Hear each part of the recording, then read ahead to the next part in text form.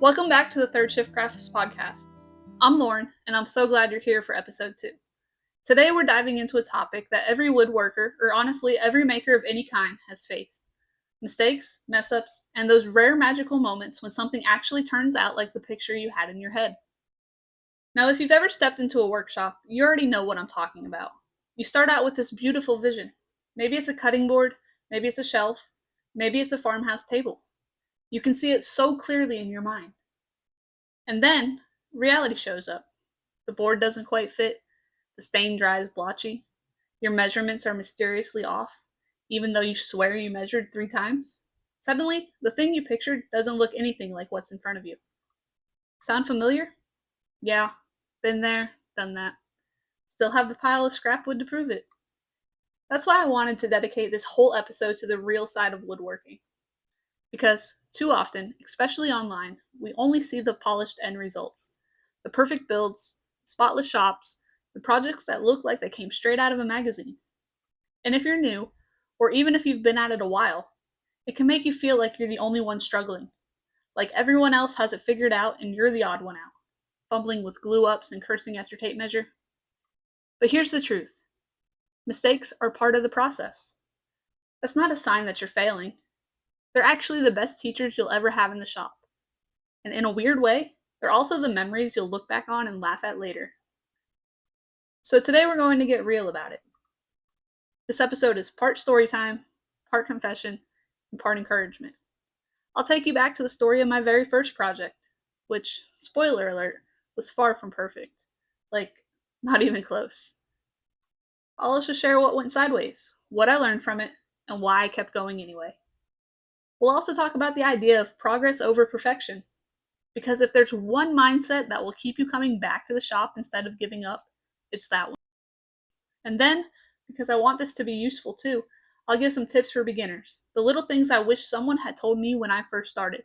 Nothing fancy, nothing overwhelming, just simple reminders that can save you some time and frustration, and maybe even to save a piece of lumber or two. But we won't stop at the practical, because woodworking, and really making anything by hand, always has these hidden lessons tucked inside it. Patience, resilience, humility. Even a little joy in imperfection. So whether you're brand new and curious, or you've been in the shop long enough to have your own stack of learning projects, this episode is for you. And if you're listening right now, here's my gentle invitation. Grab your coffee, your tea, whatever keeps you company. Or if you're listening in the shop, dust off your safety glasses, sweep the floor a little if you need to, and settle in. Because today's conversation is about embracing the mess right alongside the masterpieces. You're in good company here. The kind of company where nobody expects you to have perfect joints or flawless finishes. The kind of company where we laugh at the splinters and celebrate the small wins. So let's roll up our sleeves, lean into the stories, and remind ourselves that every crooked cut, every blotchy stain, every glue up gone wrong is just another step on the road to making something beautiful. All right, let's get into it.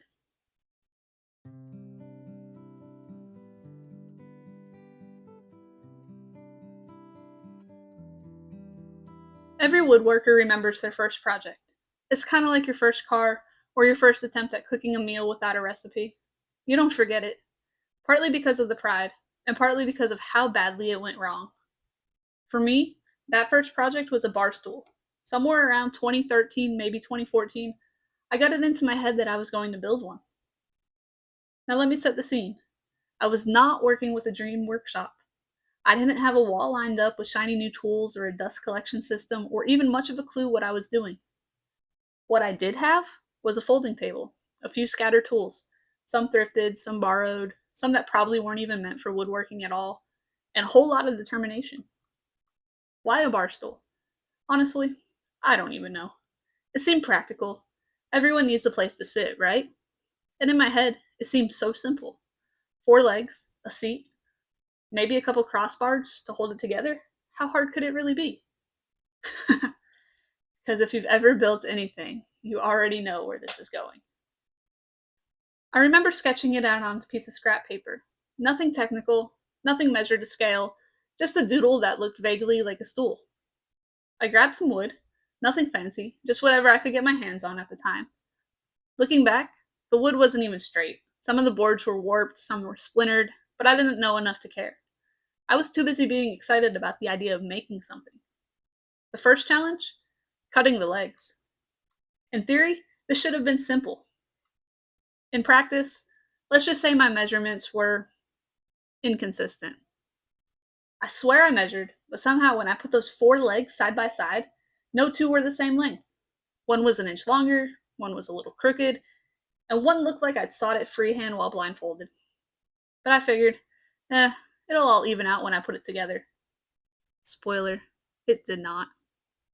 Then came the joinery. Now at the time, I didn't know words like joinery. I didn't know what pocket holes or dowels or mortise and tenon joints. I just knew I had screws, a drill, and a lot of hope. So I screwed those legs straight into the seat, like some Frankenstein creation, without worrying about things like stability or alignment. The result? Let's just say that stool had personality. When I stepped back, I saw 4 legs that didn't quite hit the ground evenly, a seat that wobbled if you looked at it funny, and screws sticking out at odd angles like it had grown metal whiskers. But to me, in that moment, it was glorious. Because it was mine. I had taken raw wood, okay, not so raw, slightly warped wood from the hardware store bargain pile, and turned it into something resembling furniture. Did it stand up straight? Not really. Did it feel safe to sit on? Not particularly. But I had made it, and that sense of pride was like fuel. Of course, reality set in quickly. The first time someone actually tried to sit on it, the whole stool groaned like it was begging for mercy. Every time you shifted your weight, it leaned a little more like a drunk uncle at a wedding. And eventually, after a few weeks, the inevitable happened. It fell apart. Screws loosened, legs splayed, and one day it just gave up entirely. Now, I could have taken that as a sign. I could have said, well, I guess woodworking isn't for me. I could have quit right there, thrown out the stool pieces, and gone back to buying furniture instead of making it. But instead, that bar stool lit something in me. Because even though it didn't last, it taught me so much. It taught me that measuring actually matters. Who knew? It taught me that the right tools make a difference.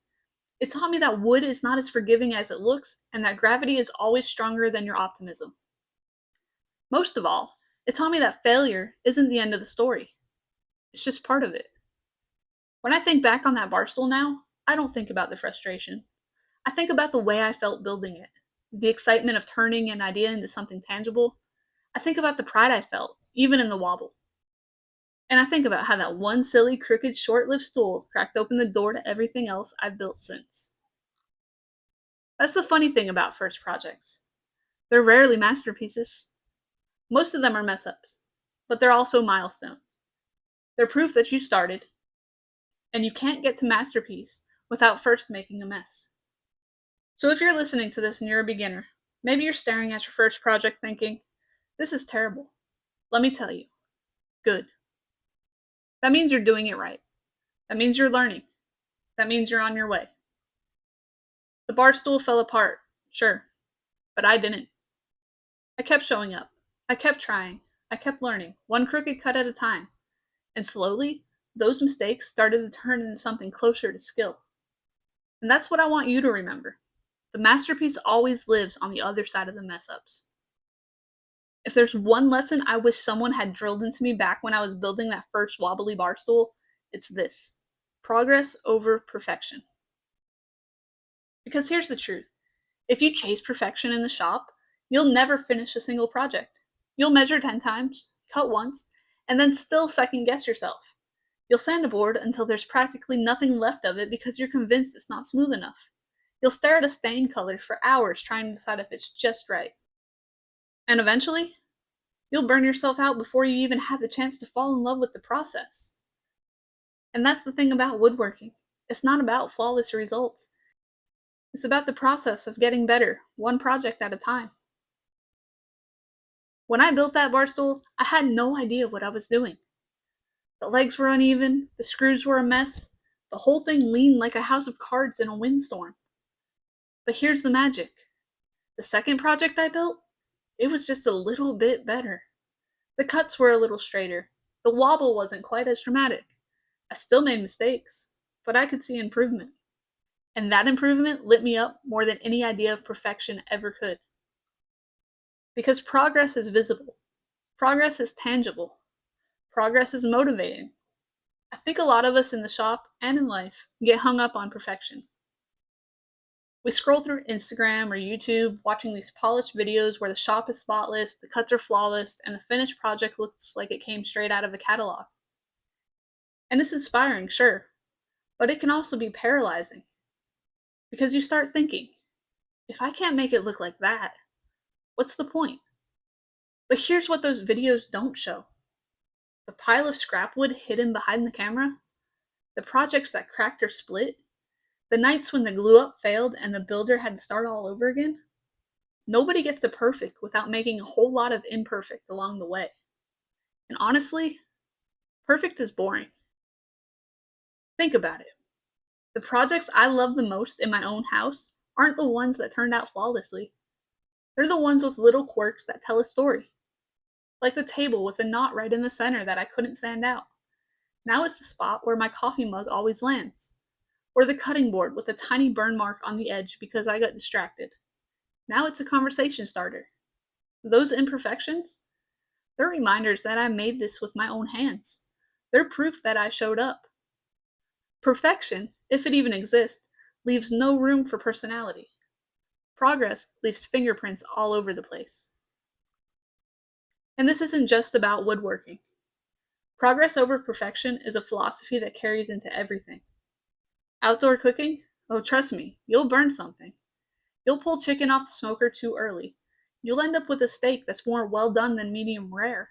And you'll learn. Winemaking? Forget perfection. You'll have batches that bubble too much, bottles that pop corks, flavors that aren't what you expected, but you'll learn. Life itself? Same story. You'll mess up. You'll burn out. You'll take on too much or too little. And each time, you'll learn something about yourself. When you give yourself permission to value progress instead of perfection, everything shifts. Suddenly, you're free to try. You're free to experiment. You're free to fail, knowing that failure isn't final. It's just another step.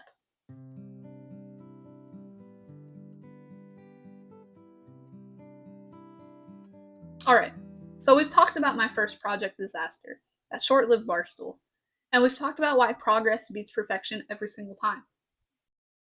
But let's get practical for a bit. Because if you're brand new to woodworking, or even if you've been dabbling for a while, there are a few things I wish someone had told me in the beginning. Think of these as little pieces of woodshop wisdom. Not rules, not laws carved in oak, but reminders that can save you some headaches, some wasted lumber, and maybe even a bruised ego or two. So, let's dive in. 1. Measure twice, then actually pay attention when you cut. Yes, I know it's the oldest cliche in woodworking. Measure twice, cut once. But let me tell you why it's a cliche. Because it's true. And also because beginners, like me with that bar stool, tend to measure once, glance at the tape, and then assume their brain will remember it correctly. Spoiler alert, it won't. I can't tell you how many times I've cut a board an inch short because I knew what the number was, but didn't bother to double check. And wood is not like dough. You can't just squish it back together if you mess up. So here's my tip. Slow down. Take the extra 10 seconds to measure again. Write the number down if you need to. Mark your cut clearly, not just a vague pencil line, but a clear arrow showing which side of the line is waste. Ask me how I know that one. I've cut on the wrong side of the line more times than I like to admit. It sounds simple, but slowing down on measurements will save you from so many early frustrations. 2. Don't cheap out on wood, but don't start with the expensive stuff either. This is a tricky balance. When I was starting out, I went straight to the bargain bin at the hardware store. Warped boards, naughty scraps, pieces that looked like they'd been rejected for a reason. I thought I was being smart, saving money while I learned. The problem? Crooked warped wood doesn't magically straighten itself, and I spent more time fighting against the material than actually learning the craft. It's like trying to learn to cook with spoiled ingredients. The outcome is never going to be good, no matter how hard you try.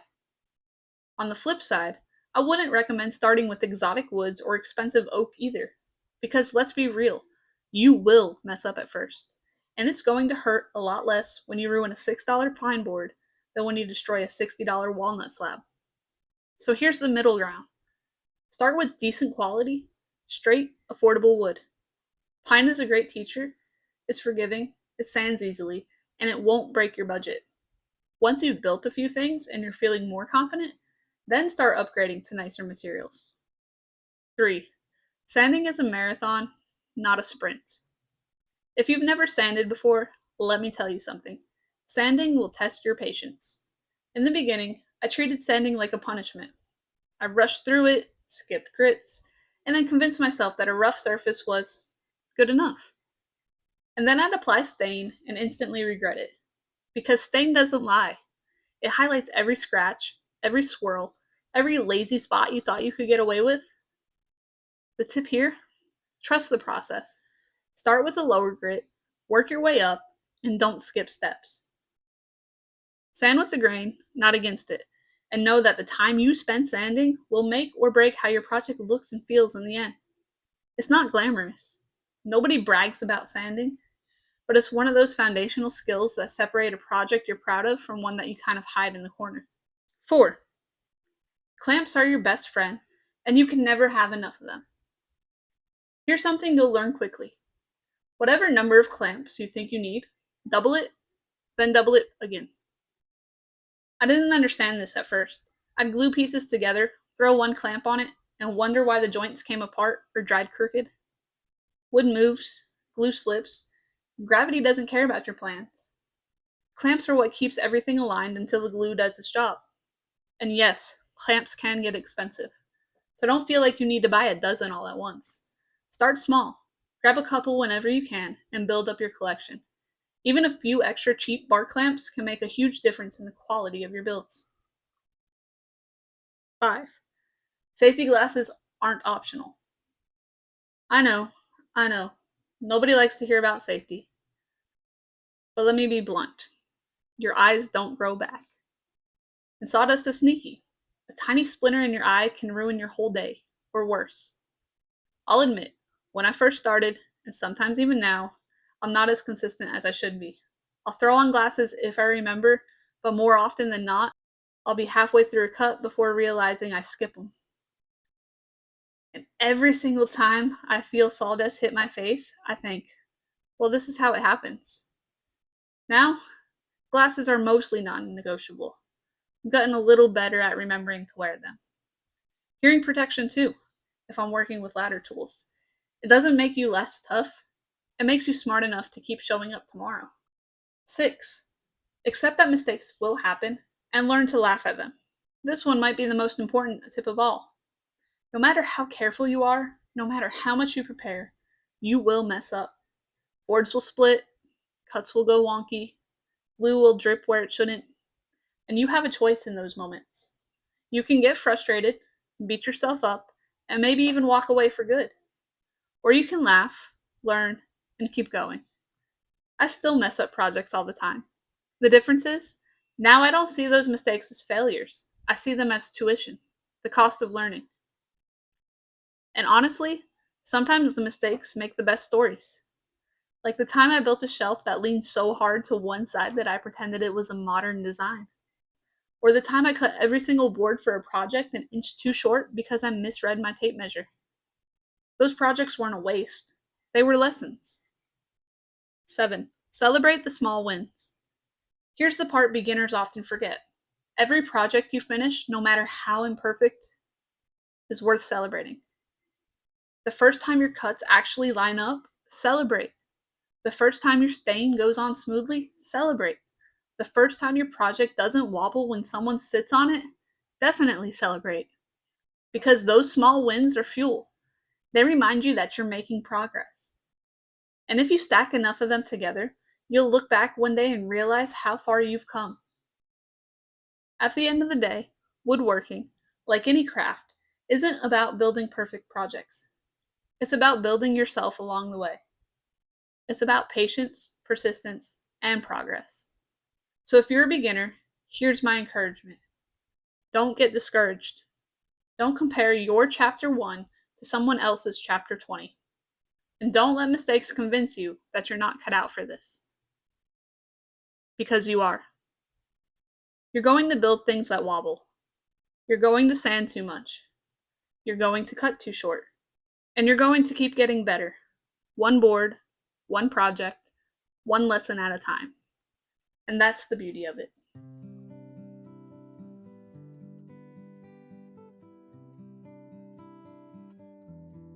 Here's the thing I've learned after years of working with wood, fire, and wine. The lessons don't stay in the shop, or at the grill, or in the carboy. They spill out into everything else.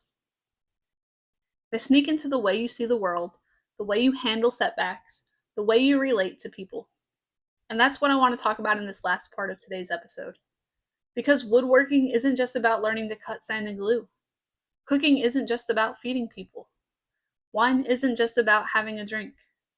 Each of these things teach us something deeper about life, about ourselves, about how to keep going when things get messy. Lesson 1. Patience pays off. We talked earlier about sanding and how it forces you to slow down. You can't rush it no matter how much you want to get to the fun part. Wood will not reward your impatience. And that lesson, it's everywhere. Take cooking, for example. The first time I really understood patience on the grill was with a brisket. If you've ever smoked a brisket, you know it's not a quick Tuesday night meal. It's a commitment. 18 hours, sometimes more. You prep it, season it, get the fire steady, and then you wait. There's even this stage called the stall, where the meat just sits at the same temperature for hours, testing your sanity. Everything in you wants to crank up the heat, rush the process, and get it done already. But if you do, you ruin it. The magic happens in the waiting. Same with wine. You put juice and yeast into a jug, and it bubbles away happily for a couple of weeks. And then it sits, quiet, still. You check it, you worry about it, you wonder if you did it right, and then one day you taste it, and you realize the waiting was the work. Life's like that too, isn't it? We hit stalls, we go through seasons where nothing seems to be moving, where we want to crank up the heat, force something to happen, rush to the finish line. But often, the best results come when we lean into patience, when we trust the process, even if we can't see the outcome yet. Lesson 2. Imperfection is connection. That first bar stool I built, wobbly, uneven, full of mistakes. But you know what? People still sat on it. They laughed at it, sure. But they also remembered it. It became a story. Same with food. Some of my favorite meals weren't the ones where everything turned out perfectly. They were the smoky, slightly chaotic ones. The time I grilled chicken and it came off a little darker than intended, but we sat outside anyway, laughing through watery eyes from the smoke. Or the hibachi night where half the veggies hit the ground and we ended up improvising with whatever else we could throw on the flat top. Those weren't picture perfect meals, but they were unforgettable memories. And wine? Oh, I'll tell you. I've made some oops batches, like the strawberry wine that could have doubled as pancake syrup. It wasn't the kind of bottle you brag about. But when I opened it with friends, we laughed until our sides hurt. Nobody cared that it wasn't award winning. They cared that we were sharing something I had made, something imperfect but full of heart. The imperfections connect us. They remind us that we're human. They give us stories to tell. And honestly, they make the wins feel that much sweeter. Lesson 3. Creativity needs space. One of the reasons I called this podcast Third Shift Crafts is because making requires space. Not just physical space, like a corner of the garage or a grill on the patio, but mental and emotional space. When I started woodworking, it was about carving out that third shift of my life, that time nobody else demanded, the time I could claim as mine. And that's still true today. Because here's the thing, when you give yourself even a little bit of space to create, you get so much back. Stress melts a little, perspective shifts, you stop spinning on the same worries and start seeing new possibilities. Cooking does this for me all the time. I'll step outside, I'll light the grill, and suddenly the noise of the day fades. The fire crackles, the smoke drifts, and my brain finally slows down. It's the same with wine. Waiting on a batch is like holding on to a reminder that good things take time and not everything needs to be rushed. Life asks a lot of us. It takes, it pulls. But when you carve out creative space, whether it's with wood, fire, wine, or whatever your version of making looks like, you fill yourself back up. Lesson 4: sharing is the point. Here's something I didn't expect when I started building, cooking, and making: how much joy comes from sharing. Yes, woodworking is satisfying when you keep a piece for yourself, but there's a special kind of pride when you hand something over to someone else. I made this for you. It doesn't matter if it's a simple cutting board or a big piece of furniture, that act of giving multiplies the joy. Cooking? That's obvious. Food is meant to be shared. Fire brings people together. Nobody cares if the burgers are uneven or the veggies are a little charred. They care that you invited them, that you fed them, that you created a moment of connection. And wine? Wine is practically built for sharing. Pouring a glass, clinking glasses, sitting down to talk. I've learned that the real beauty of winemaking isn't the taste of the wine itself, it's the conversations that happen around it. In life, same thing. The gifts we make, whether they're projects, meals, or moments, are richer when we share them. That's the heartbeat behind all of this. Lesson 5: the craft shapes the crafter. Every time I step into the shop, or light the grill, or check on a batch of wine, I learn something about myself. Wood teaches me persistence. Fire teaches me attentiveness. Wine teaches me patience. And together, they've shaped me into someone who doesn't just make things, but someone who sees life differently. I don't panic as quickly when something goes wrong, because I've learned that mistakes are just part of the process. I don't rush through as many moments, because I've learned that slowing down makes everything richer. And I don't measure my worth by perfection, because I've seen how progress builds beauty even when the path is messy. And I think that's the real gift of making. The projects are great, the meals are delicious, the wine is fun, but the deeper gift is how these crafts change us. So if you take nothing else from this episode, let it be this: making teaches you more than how to cut, cook, or ferment. It teaches you how to live. And maybe for you, that lesson won't come from woodworking or grilling or wine. Maybe it'll come from gardening or painting or baking bread. Maybe it'll come from music or writing or restoring cars. The details don't matter. What matters is that you make, that you step into the mess and let it shape you. Because at the end of the day, the masterpiece isn't the stool or the meal or the bottle. The masterpiece is you. And that brings us to the end of episode 2 of the Third Shift Crafts podcast. Today we've covered a lot. From my first project disaster, rest in peace to that poor wobbly barstool, to the reminder that progress matters so much more than perfection, to some simple tips I wish I'd known in the beginning, to the deeper lessons that woodworking, cooking, and winemaking carry into the rest of life. And if you take nothing else from this episode, I hope it's this: mistakes aren't proof that you don't belong in the shop. They're proof that you do. They're signs that you're trying, that you're learning, that you're actually in the arena instead of sitting on the sidelines. Because anyone can buy a perfect cutting board off a shelf. Anyone can pick up a bottle of wine at the store. Anyone can order takeout instead of grilling in the rain. But it's the act of making, the showing up, the trying, the laughing when it all goes sideways, that shapes you. That's where the joy is. I think about that bar stool sometimes. It didn't last long. It fell apart under the weight of real life. But it got me started. And that's why it still matters to me. Because if I hadn't picked up that wood, fumbled my way through those cuts, and believed, even for a moment, that I could build something, I wouldn't be here now, talking to you, sharing these stories, building this community. So here's what I want you to carry into your own third shift, whatever that looks like. Give yourself permission to be a beginner, to be imperfect, to laugh at yourself, to keep showing up. Because the magic isn't in getting it perfect the first time. It's in the way you grow with every project, every meal, every batch. And let's not forget, these lessons spill out everywhere. Patience, resilience, creativity, connection. That's what wood teaches us. That's what fire teaches us. That's what wine teaches us. That's what life teaches us. So whether you're out in your garage shop or standing at the grill or tinkering with a gallon jug of homemade wine or even doing something totally different, maybe painting or gardening or baking, know that you're in good company here. This is a space where we celebrate the mess right alongside the masterpieces. Now, before we close, let me just say thank you. Truly. Thank you for listening. Thank you for showing up. Thank you for making space for this conversation in your day.